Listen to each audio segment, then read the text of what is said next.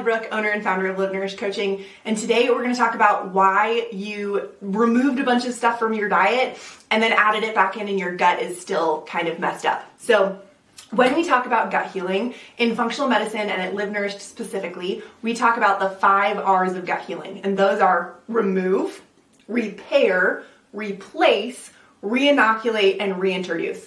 We have a lot of clients come to us who tell us that they were having some gut issues, they took certain foods out of their diet, they felt a lot better, but then as soon as they added them back in, they started feeling really crummy again. And the reason for that is because we missed these 3 crucial steps in the middle of repair, replace, and reinoculate. If we don't do these 3 steps, we can take out and add back in all day, and we're just going to be alternating between feeling crummy and not feeling crummy. So what are these other steps?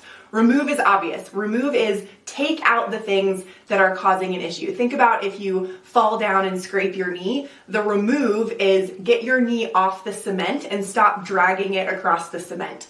The repair, your gut lining is 1 cell thick, which is crazy. When we think about the skin underneath our eyes, that's about 30 cells thick. Our gut lining, our large intestine lining, is 1 cell thick. So if we think about how easy that is to damage, we have to repair it and we have to give it the ability to heal. So back to that knee example, we're gonna put a Band-Aid over your knee. The Band-Aid doesn't make the healing happen, it just allows the healing to happen so that no more damage is caused.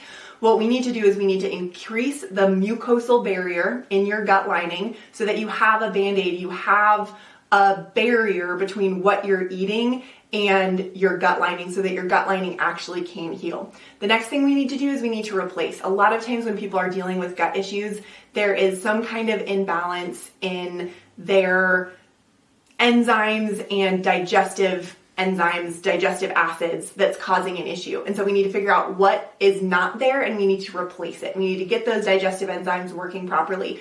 Then we need to re-inoculate. Most of the time, gut dysbiosis or gut dysfunction, IBS, is going to come from an unbalance of bacteria in our gut. We've got too much of the bad stuff and not enough of the good stuff, or we just don't have enough bacteria in there at all. So we need to replace and then we need to re-inoculate. Once we've done those, now we reintroduce, and for the most part, people can now eat foods that used to really bother them, and they're gonna be fine because their gut is actually healed and their microbiome is rebalanced. If all you're doing is cutting out, adding back in, cutting out, adding back in, you're just scraping your knee and then stopping, scraping your knee and stopping. You've gotta let your knee heal, you've gotta let your gut heal. So those 5 R's, again, are remove, repair, replace, reinoculate, and reintroduce. If you're curious about that, take our quiz, see if gut health is where you want to start, and we'd love to talk with you.